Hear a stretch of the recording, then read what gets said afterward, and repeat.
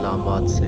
صحیح مسلم شریف میں آتا ہے کہ حضرت انس رضی اللہ تعالیٰ عنہ سے روایت ہے کہ رسول اللہ صلی اللہ علیہ وآلہ وسلم نے فرمایا، ایسا کوئی نبی نہیں گزرا جس نے اپنی امت کو جھوٹے کانے یعنی دجال سے نہ ڈرایا ہو۔ جان لو کہ دجال کانا ہوگا، اور یہ بھی کہ تمہارا رب کانا نہیں ہے، نیز اس دجال کی دونوں آنکھوں کے درمیان کافر لکھا ہوگا۔ قیامت کی بڑی بڑی علامتوں میں سے ایک دجال کا ظہور ہے۔ اس کا ظہور ان تین علامتوں میں سے ایک کے بعد کسی کا ایمان لانا کوئی نفع نہیں پہنچائے گا۔ بحوالہ مسلم شریف، اس لیے کہ اس علامت کو ظاہر ہونے کے بعد غیب کا معاملہ ختم ہو کر مشاہدے کا معاملہ شروع ہو جائے گا، اور ایمان غیب کے ساتھ معتبر ہے۔ دجال کا فتنہ قیامت سے سب سے بڑا فتنہ ہوگا۔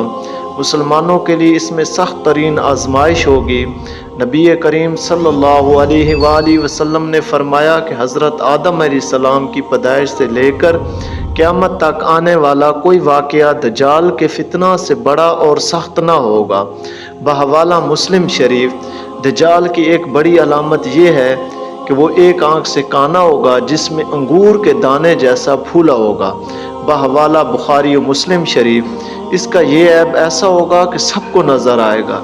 اس واضح عیب کے باوجود وہ خدائی کا دعویٰ کرے گا اور ایسے عجیب و غریب کرشمے دکھائے گا کہ کمزور ایمان لوگ بہک جائیں گے اور اس کو اپنا رب مان لیں گے۔ البتہ جن کے پاس حقیقی ایمان کی دولت اور وہ ان شعبدہ بازیوں کے دیکھ کر قطعی متاثر نہ ہوں گے، وہ ان کا اور ایمان بڑھ جائے گا۔ اس کے متعلق یہ بھی آتا ہے کہ اس کی رفتار تیز ہوا کی مانند ہوگی۔ وہ جب حکم کرے گا اس وقت بارش برسے گی، اس کے حکم سے زمین سے فوراً کھیتی اگے گی۔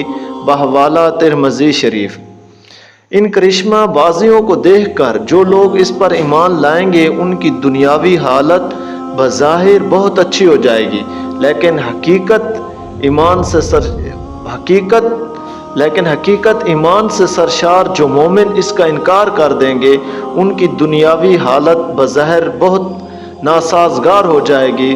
وہ مختلف مصیبتوں میں مبتلا نظر آئیں گے، زمین کے خزانے اس کے ساتھ ساتھ چلیں گے، وہ تمام زمین پر فساد پھیلا دے گا۔ بحوالہ ترمذی شریف، وہ ایک شخص اس کو خدا ہونے کا انکار کرے گا، وہ دو ٹکڑے کروا دے گا، ان دونوں ٹکڑوں کے درمیان چلے گا، اس کے بعد وہ اس شخص کو دوبارہ زندہ کر دے گا اور اس کی اپنی خدائی کو ماننے کا حکم دے گا، لیکن وہ مومن اس سے انکار کرے گا۔ بحوالہ مسلم شریف، ایک روایت کے مطابق اس کے پاس ایک چیز جنت کی طرح ہوگی، ایک اور چیز دوزخ کی طرح ہوگی۔ اس جنت کی حقیقت دوزخ کی حقیقت، اس دوزخ کی حقیقت میں جنت ہوگی۔ بحوالہ مسلم شریف، یہ دراصل شعبدہ بازی ہوگی، جن چیزوں کی وہ لوگوں کی نظر میں عیش و عشرت راحت کی چیزیں بتائے گا، یا جن چیزوں کو اذیت و تکلیف کی چیز بتائے گا وہ اس کے بالکل برعکس ہوں گی۔